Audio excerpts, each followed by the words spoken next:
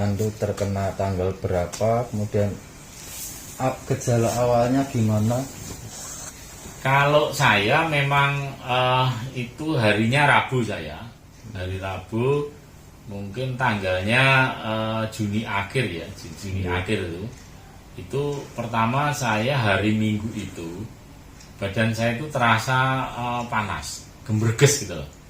Persis gejalanya seperti flu biasa itu. Nah, akhirnya Senin itu informasi Pak Sekda kena. Itu Pak Sekda. Karena memang hari Sabtunya saya bergaul dengan Pak Sekda, Pak Simon itu satu mobil, kita ada kegiatan satu mobil. Nah, begitu Senin Pak Sek kena, terus Selasa tim Meratas itu pada di swab. Ternyata yang positif Pak Sekda. Nah, saat itu Senin saya sudah tidak masuk karena memang badannya sudah nggak enak. Terus batuk, pilek, panas, gemerbek. Nah, hari Selasa saya masih bertahan dengan kondisi yang seperti itu. Kemudian Rabu saya swab PCR di DKK sekeluarga, ternyata positif semua. Berapa 6 orang itu Pak? 6 orang. 6 orang. Jadi cucu, menantu, anak saya 2 sama istri sama saya. Nah, mulai saat itu kami isoman karena satu keluarga ya memenuhi syarat untuk isoman. Kami isoman. Terus lah mulai itu kami sudah mulai mengkonsumsi obat-obatan yang diberikan oleh Dinas Kesehatan itu. Sehingga nah, yang kami rasakan selama awal dinyatakan positif sampai ke hari keempat itu kalau sore itu suhu tubuhnya naik. Anak saya yang ragil itu mencapai 40,3 sesuai termogan ya, pakai termogan itu. Nah, tetapi memang saya di rumah kami sediakan oximeter untuk mengukur saturasi oksigen dalam darah. Karena itu bagi saya ukuran dirawat atau tidaknya kan di situ. Saturasi oksigen. Ternyata sekeluarga di atas 95 semua. Ya, alhamdulillah, artinya meskipun hasil swab PCR kami, CT kami posisi awal di 22 CT-nya. Nah, kemudian mulai dari situ saya harus manajemen keluarga karena ini sifatnya klaster keluarga ya, sehingga di situ kami yang pertama untuk menjaga saturasi oksigen kami sediakan oximeter. Terus kami juga sedia oksigen yang tabung kecil itu untuk menjagani suatu saat itu. Kemudian yang kalau obat kami sesuaikan dengan obat yang dari dokter itu. Kemudian saya batuk dan sebagainya itu yang pertama memang kami terapkan minum air hangat terus. Karena ini sangat membantu. Air hangat. Jadi dari Dari Kuat. Enggak. Bukan yang dari sing ada pemanas air gitu loh. Nah, itu. Nah, kemudian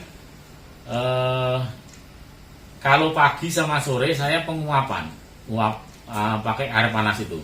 Jadi pakai air setelah mendidih. Yang lainnya kan pakai kayu putih. Kalau saya pakai sabun pencuci tangan. Justru pakai sabun pencuci tangan. Lah itu yang saya terasa kalau pakai itu. Nah, itu Rasanya pripun, Pak? Terasa artinya plong gitu loh. Karena itu bukan membunuh virus, tetapi untuk melegakan tenggorokan maupun pernapasan. Itu. Jadi kalau mau tidur, mau apa dan sebagainya. Itu. Kemudian di samping itu kami juga manajemen kolbu ya, artinya gini. Saya karena muslim, saya selalu kalau pagi sore selalu baca Quran. Karena ini kepercayaan kami dengan ini kan saya yakin itu bisa menghambat untuk perkembangan virus. Di samping itu kami juga mendengarkan dari YouTube kalau misalnya nggak sempat itu. Itu selalu kami perdengarkan untuk itu. Artinya selama kami isoman, gejala yang paling itu hanya panas tinggi. Kalau yang lainnya sesak napas, kemudian yang lainnya nggak begitu nampak ya. Tapi yang paling nampak itu adalah panas tingginya itu. Nah, upaya kami untuk pencegahan untuk pernapasan itu kami punya teknik. Yang pertama adalah kami gerakan seperti orang sujud sholat itu loh. Itu yang agak lama. Itu nanti dibatukkan gitu loh. Itu nanti kalau kita terindikasi batuk nanti akan batuk. Nah itu yang kedua tidur tengkurap. Itu untuk melatih pernapasan. Selama ini yang kami lakukan seperti itu. Nah tidak lupa kami tiap pagi itu berjemur. Jujur aja setiap pagi saya jam 10. Tapi sebelum berjemur saya minum vitamin D3 dulu. Vitamin D3, kemudian minum air yang banyak, baru berjemur. Karena itu menurut artikel yang saya baca itu efektif untuk merubah vitamin D itu dengan matahari kan. Nah, itu pun yang terpapar matahari itu harus punggung, di tengkuk sini ke bawah. Jadi bukan dari depan, tapi punggung sini. Jadi sini kan nanti di tulang belakang dan sebagainya itu, kulit dan sebagainya itu.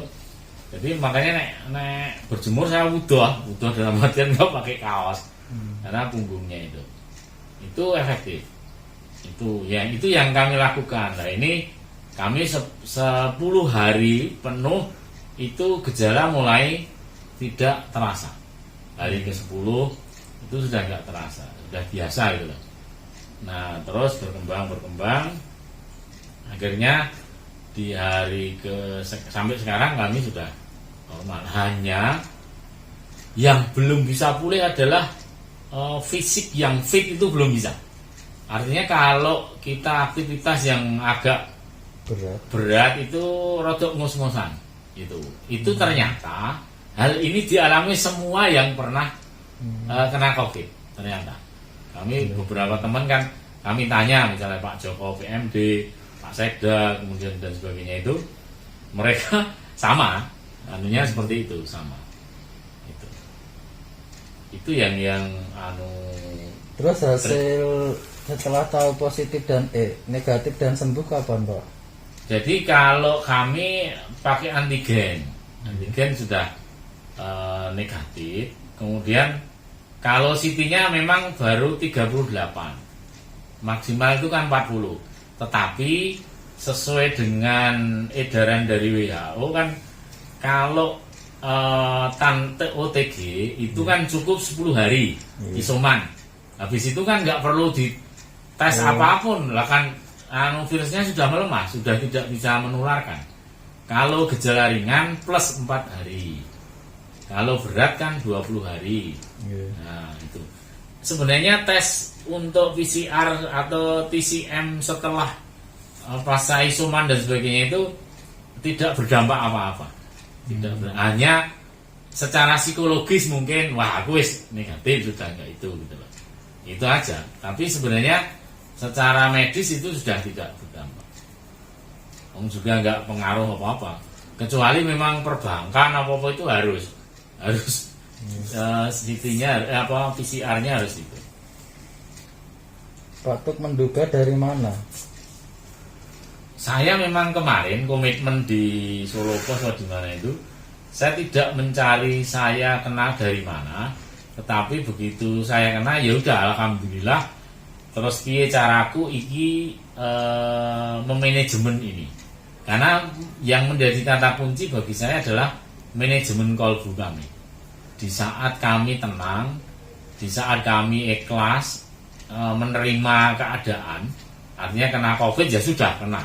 Kami tidak mencari karena itu akan membebani dan itu akan menurunkan imun bagi saya. Ya sudah kita terima, piye carane iki mari kan gitu loh.